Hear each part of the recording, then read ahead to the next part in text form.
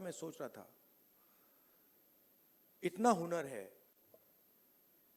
इतनी स्किल है और किसी से इनको इज्जत नहीं मिल रही। और ऐसे हजारों लोग हैं। और ये हिंदुस्तान में हर रोज हो रहा है। इस देश में हुनर की इज्जत है ही नहीं। जिसके पास स्किल है, जिसके पास हुनर है, जो काम करना जानता है, उसकी इज्जत है ही नहीं। रियलिटी है ये देश की। और ये सारे के सारे जो नेटवर्क्स हैं, 21वीं सदी में हम इसको नेटवर्क कह सकते हैं। चाहे ये बढ़इयों का नेटवर्क हो, मोचियों का नेटवर्क हो, धोबियों का नेटवर्क हो, इन सब में बहुत गहरी स्किल छुपी हुई है। हाथ मिलाने से पता लग जाता है। आप धोबी से हाथ मिलाइए, वो ऐसा दबाता है, हवा निकल जाती है। मैंने किया है। वो जैसे पकड़ता है, ऐसे लगता है कि भैया 10-15 लोगों ने पकड़ लिया हाथ। आप बढ़ई का हाथ पकड़िए, उसमें दिख जाता है।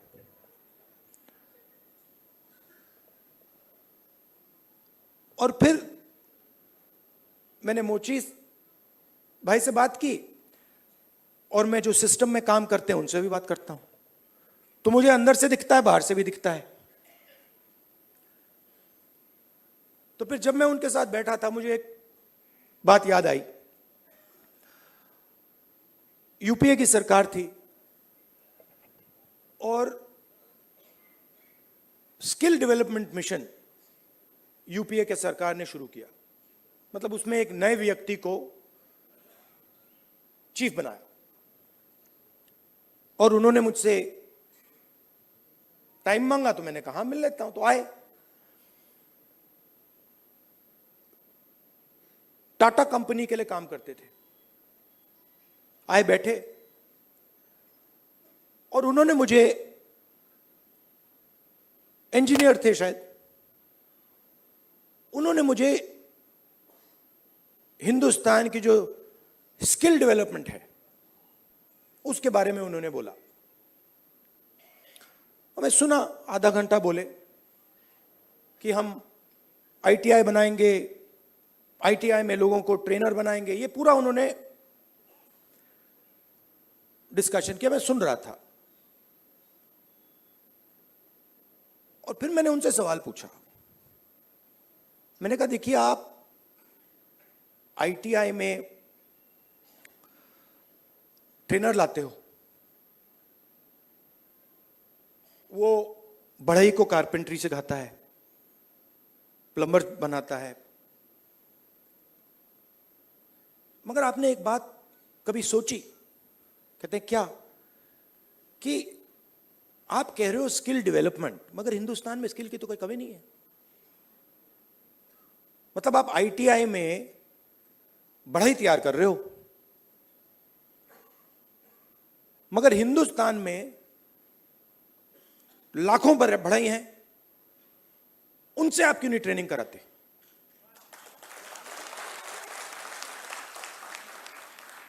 तो ये थोड़ा चौंक गए।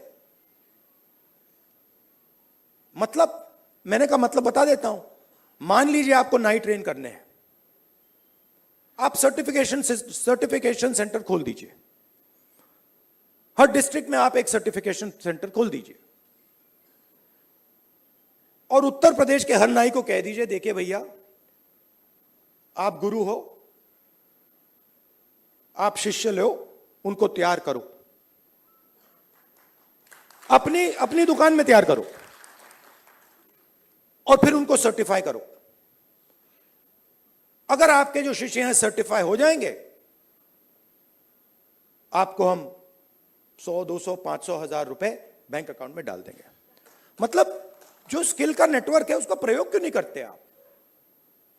बिल्कुल चुप हो गए। मतलब मुझे देख रहे थे कि ये मतलब व्यक्ति पागल है, इसको क्या हो गया? मतलब आप आईटीआई में, अच्छा, मजे की बात बताऊं, ये जो हमारे ये मोची भाई हैं, इन्होंने मुझे बोला कि राहुल जी, मोदी जी ने नया प्रोग्राम शुरू किया, मुझे वहां बुलाया, मैं गया, और फिर मुझे कहते हैं कि आपकी ट्रेनिंग कराएंगे।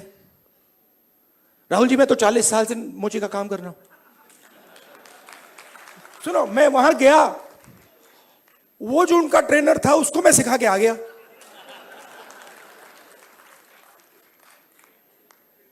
तो बात क्या है, चाहे नाई हो, बढ़ई हो, प्लम्बर हो, धोबी हो, मोची हो, किसान हो, नॉलेज इनके हाथ में है, मगर सिस्टम इनसे कोई बात ही नहीं करता। सिस्टम दूसरे डायरेक्शन पे चल रहा है। आपने आईटीआई बना दी, हमारी सरकार ने बनाई, मगर उसका जो नॉलेज सिस्टम है उसका तो कोई कनेक्शन ही नहीं है। तो मैंने उनसे कहा, देखो मैं आपको बताता हूं, अगर आपने नाइट ट्रेन करने हैं, मान लो आपने हिंदुस्तान में 10 लाख नाई ट्रेन करने हैं, आप हिंदुस्तान के नाइयों को पकड़ो और कहो भैया आप ट्रेन करो, 6 महीने में 10 लाख नाई आपके सामने आ जाएंगे और कोई ज्यादा पैसा भी नहीं लगेगा, मगर ना। तो हो क्या रहा है,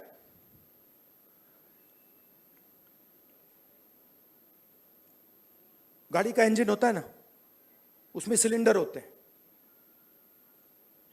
मोटरसाइकिल में कभी 1 सिलेंडर होता है, 2 सिलेंडर की होती है, ट्रक 8 सिलेंडर की, 10 सिलेंडर की होती है। हिंदुस्तान में, मान लो हिंदुस्तान के इंजन में 10 सिलेंडर है, काम सिर्फ 1 सिलेंडर कर रहा है। मतलब 90% लोग बाहर बैठे हुए हैं और देख रहे हैं, और उनके सिस्टम में कोई भागीदारी नहीं।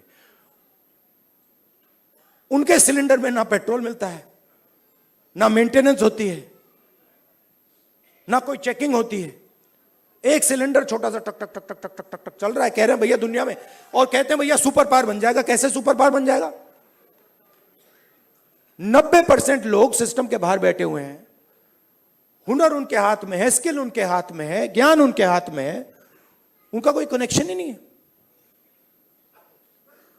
तो इसीलिए हमने जाति जनगणना की बात उठाई है, और थोड़ा कंफ्यूजन है। देखिए, बीजेपी के लोग कह रहे हैं कि भैया देखो हम जाति जनगणना करेंगे, उसमें ओबीसी का सेक्शन दे देंगे। जाति जनगणना, सबसे पहले सिर्फ वहां ओबीसी लिखना का कोई मतलब नहीं है। अलग अलग कम्युनिटीज हैं, हम हर कम्युनिटी की लिस्ट चाहते हैं, पहली बात। दूसरी बात, हमारे लिए यह सिर्फ सेंसस नहीं है, हमारे लिए यह पॉलिसी मेकिंग का फाउंडेशन है, मतलब नींव है। और हम सिर्फ जाति जनगणना की बात नहीं कर रहे हैं, मैं यहां क्लियरली कहना चाहता हूं, जाति जनगणना से सिर्फ आबादी पता लगेगी, वो बहुत जरूरी कदम है, क्योंकि भागीदारी से पहले आबादी के बारे में पता होना पड़ेगा, क्योंकि भागीदारी तक हम बिना आबादी के तो पहुंच ही नहीं सकते। मगर आबादी लास्ट कदम नहीं है। आप यह मत सोचिए कि आइडिया यह है कि भैया जाति जनगणना हो गई, उसमें सबकी गिनती हो गई और बात वहां खत्म हो जाएगी। नहीं, यह मेरा विजन नहीं है, यह पहला कदम है। मेरा विजन है कि हिंदुस्तान में धन किस प्रकार से बांटा जा रहा है।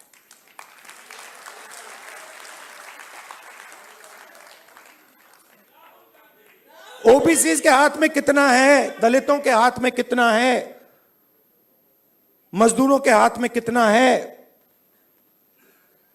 पहली बात। दूसरी बात, हिंदुस्तान के जो इंस्टीट्यूशंस हैं, ब्यूरोक्रेसी हो, जुडिशरी हो, मीडिया हो, इसमें इन लोगों की कितनी भागीदारी है? मतलब हम यह समझना चाहते हैं कि कॉन्स्टिट्यूशन ने कहा था कि एक व्यक्ति को एक वोट मिलेगा, मतलब सारे के सारे हिंदुस्तान के जो सिटीजन्स हैं वो समान है, एक समान है, एक जैसे हैं। तो हम ये पूछ रहे हैं कि अब 70 साल हो गए, कॉन्स्टिट्यूशन हमारे सामने है, इसका समाज पर इफेक्ट पड़ा है, हां या ना? और कितना पड़ा है?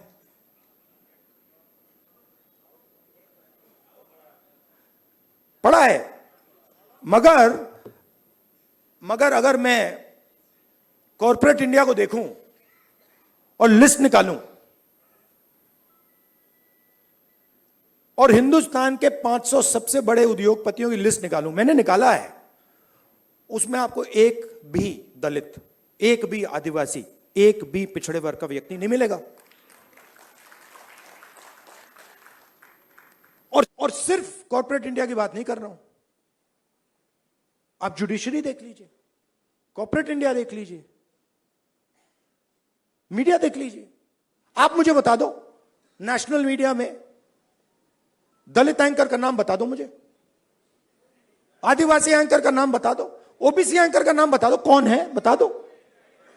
तो नैरेटिव बनाते हैं ना।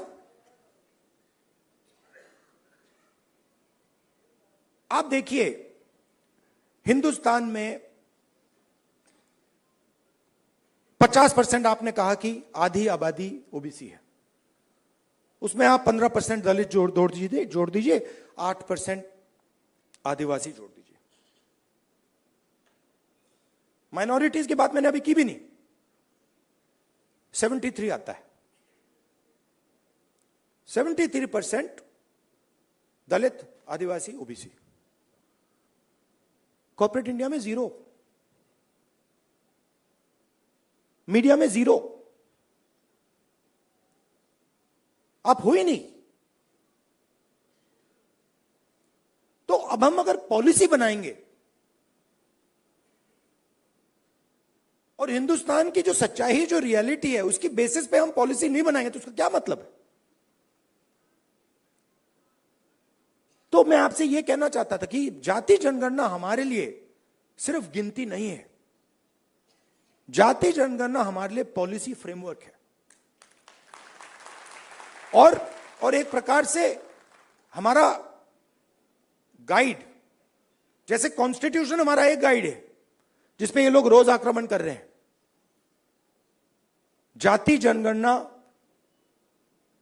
सोशो इकोनॉमिक सर्वे, इंस्टीट्यूशनल सर्वे, ये हमारा दूसरा गाइड होगा। और हमारा लक्ष्य है कि जो मैंने आपसे कहा कि 10 सिलेंडर की गाड़ी है, 9 सिलेंडर बंद पड़े हुए हैं, तो हमारा लक्ष्य है कि 10 के 10 सिलेंडर काम करें। आप मुझे बताओ, पूरा का पूरा बैंकिंग सिस्टम, नरेंद्र मोदी ने 16 लाख करोड़ रुपए 25 लोगों का कर्जा माफ किया है। शेम, 16 लाख करोड़ रुपया। अच्छा, उन 25 लोगों में एक दलित नहीं था, एक आदिवासी नहीं था, एक पिछड़ा नहीं था, एक माइनॉरिटी नहीं था। तो पूरा का पूरा बैंकिंग सिस्टम 15 लोगों के लिए बनाया गया है। ये जो हमारे भाई हैं जो मोची का काम कर रहे हैं, जिनको पूरी लाइफ में इज्जत नहीं मिली, इनके लिए एक बैंक क्यों नहीं है जो इनकी मदद करे? कहे कि हम स्पेशलाइज्ड बैंक बनाएंगे सिर्फ इनके लिए। तो पॉलिसी मेकिंग फ्रेमवर्क का यह मतलब है, हमारा काम हिंदुस्तान की 100% आबादी की मदद करने का है। हमारा काम 5%, 10% आबादी की मदद करने का नहीं है। वो सरकार का काम हो ही नहीं सकता। और उसके लिए हमें इंफॉर्मेशन चाहिए। 21वीं सदी है, हमें डेटा चाहिए। डेटा है ही नहीं। आप नोट कीजिए, मैंने 2 चीजें कही हैं। मैंने कहा है कि जाति जनगणना, social economic state census, institutional census हम कराएंगे। और 50% का जो बैरियर है, जिसको हम एक्सेप्ट नहीं करते हैं, फ्रैंकली बोलूं तो, इसको हम उड़ा के फेंक देंगे। ये 2 चीजें मैंने कही हैं। और मगर उसके बाद मैंने आज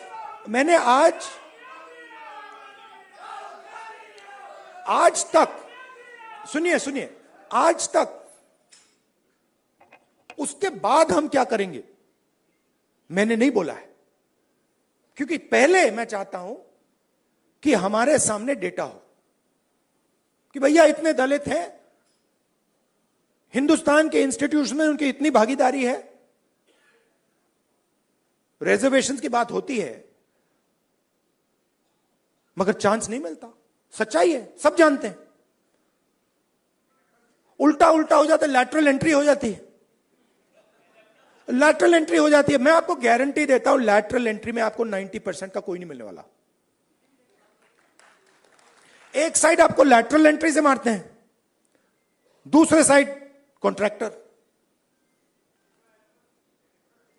तो मतलब नीचे देखो वहां पिटाई हो रही है, ऊपर देखो वहां पिटाई हो रही है, साइड देखो वहां पिटाई हो रही है, मतलब जहां भी देखो।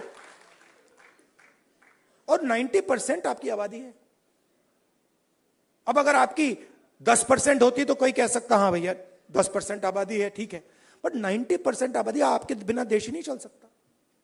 और फिर मीडिया में आपको दिखेगा भैया, एक पहले क्या होगा, वो बॉलीवुड की बात करेंगे, वहां पे डांस गाना दिखेगा, उसमें भी आपको कोई 90% का नहीं मिलने वाला, कोई नहीं मिलेगा। मैंने चेक किया भाई, मैंने लिस्ट निकाली है। मैंने कहा भैया मिस इंडिया की लिस्ट निकाली मैंने कहा देखता हूं। मैं कहता हूं देखो यार, अच्छा अब कहते हैं मिस इंडिया की लिस्ट निकाली मैंने। सुनो, मैंने मिस इंडिया की लिस्ट निकाली। कहा ठीक है देखते हैं।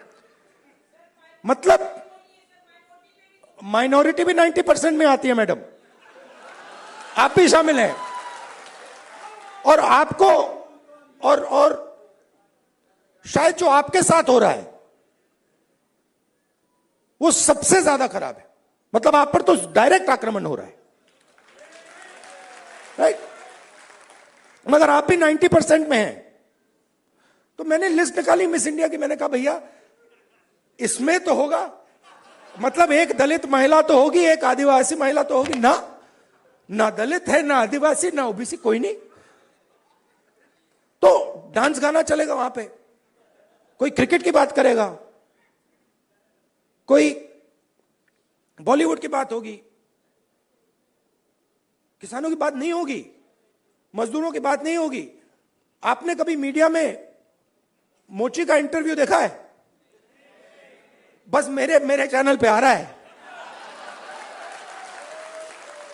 और किसी चैनल पे नहीं आ रहा। आप चाहे मोची हो, बढ़ई हो, प्लम्बर हो, धोबी हो, कभी नहीं दिखेंगे। और ये देश को चलाते हैं लोग। और फिर मीडिया में कहते हैं भैया मोदी जी गले लग गए, सुपर पावर बन गया।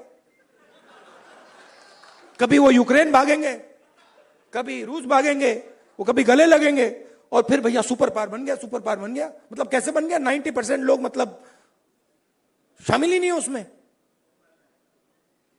बेरोजगार हैं, भूख लग रही है। तो पूरा का पूरा मतलब डिस्कशन वही 10-15 लोगों में होता है। वही एंकर हैं, वही एक्सपर्ट हैं, वो 5-6 लोग हैं, वही बात बोलते रहते हैं एक दूसरे से, और बाकी हिंदुस्तान देखता रहता है। इसलिए ऐसे डिस्कशन बहुत जरूरी है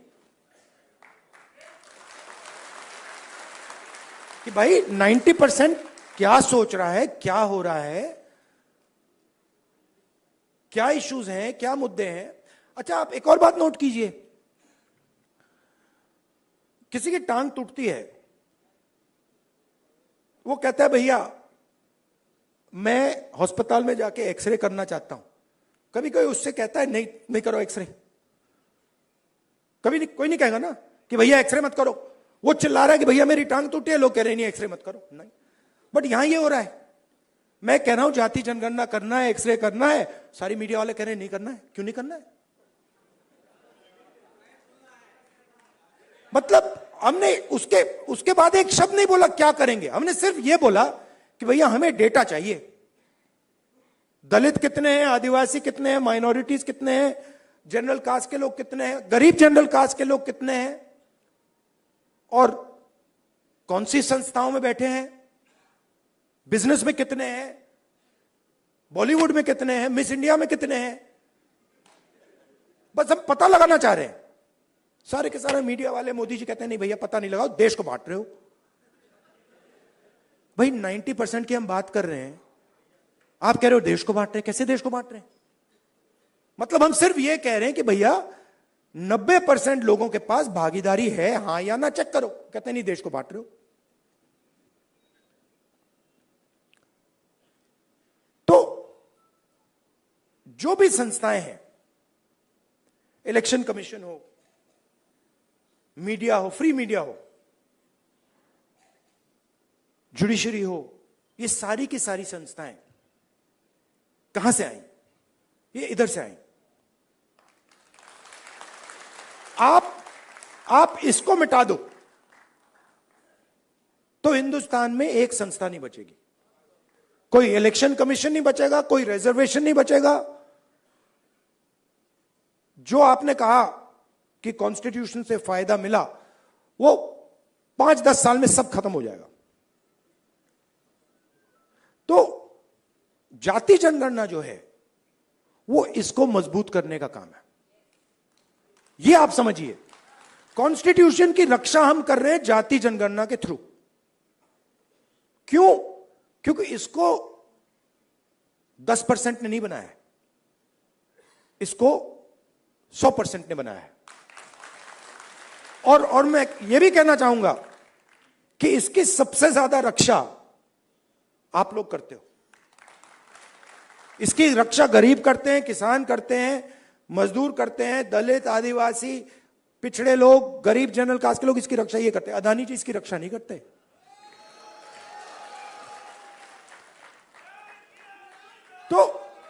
तो जाति जनगणना जो है, जिसको कास्ट सेंसस कहते हैं, इंस्टीट्यूशनल सर्वे जो हम करवाना चाह रहे हैं, इकोनॉमिक सोशल सर्वे जो हम कराना चाह रहे हैं, वो सब इसकी रक्षा है। क्योंकि मुझे लगता है कि अगर हमने 90% को भागीदारी नहीं दी और 90% को हमने हिंदुस्तान के स्ट्रक्चर में शामिल नहीं किया, तो ये नहीं बचेगा। तो इसीलिए ये पैरेलल ट्रैक है। मुझसे किसी ने पूछा, आप संविधान की बात कर रहे हो और आप जाति जनगणना की बात कर रहे हो और आप रिजर्वेशन को 50% से बढ़ाने की बात कर रहे हो। मैंने कहा ये तीनों एक ही चीज है। ये दोनों जो चीजें हैं इसको बचाने की। क्योंकि अगर हम देश में 90% लोगों को भागीदारी नहीं देंगे तो ये नहीं बचने वाला। और हमारा लक्ष्य इसको बचाने का है। ये हिंदुस्तान के गरीब लोगों का प्रोटेक्शन है, किसानों का, मजदूरों का ये प्रोटेक्शन है। इसके बिना जैसे पहले होता था राजा महाराजा के टाइम में, जो मूड में आता था कर देते थे। वो मोदी जी मॉडल चलाने की कोशिश कर रहे हैं, महाराजा वाला, वो शहंशाह वाला मॉडल। हमने मोदी जी को यह करवा दिया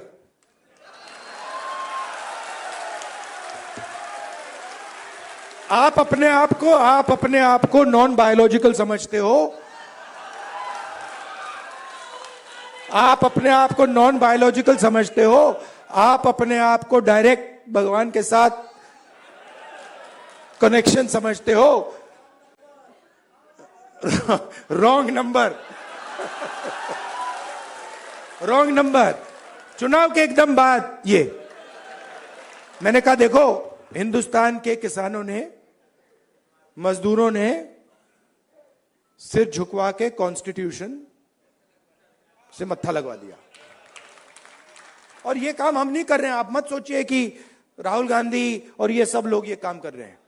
नहीं, ये हिंदुस्तान के अंदर से आवाज आ रही है। हम उस आवाज को सुन रहे हैं बस। और ये जो स्ट्रेंथ है, जो शक्ति है, ये हिंदुस्तान के अंदर से आ रही है, हिंदुस्तान के गरीब लोगों से आ रही है, और इसको कोई रोक नहीं सकता। अब अगर कोई सोचे, मैं आपको बता देता हूं, पॉलिटिकल बात बता देता हूं, आप लिख लो। अगर कोई सोचे कि जाति जनगणना को रोका जा सकता है या 50% बैरियर को रोका जा सकता है, मैं आपको बता रहा हूं वो सपने देख रहा है। ये होगा ही होगा।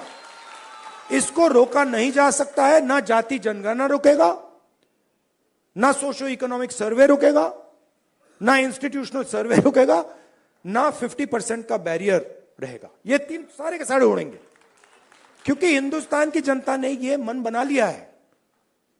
ऑर्डर आ गया है, जनता से ऑर्डर आ गया है। अब आपको प्रधानमंत्री जी को यह बात एक्सेप्ट कर देनी चाहिए और ऑर्डर लागू कर देना चाहिए। और अगर नहीं करेंगे तो फिर दूसरे प्रधानमंत्री करेंगे।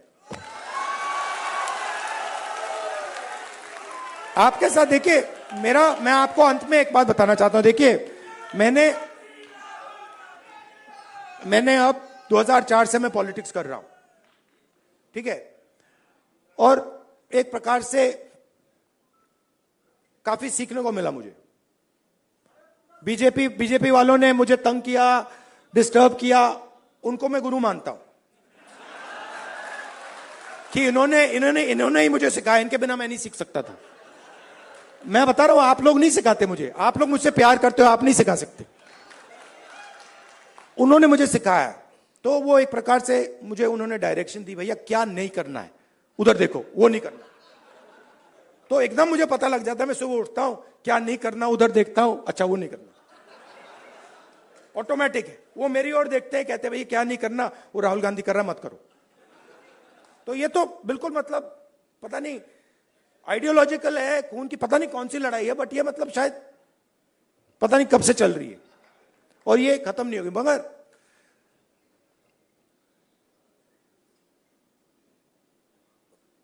हर राजनेता के लाइफ में,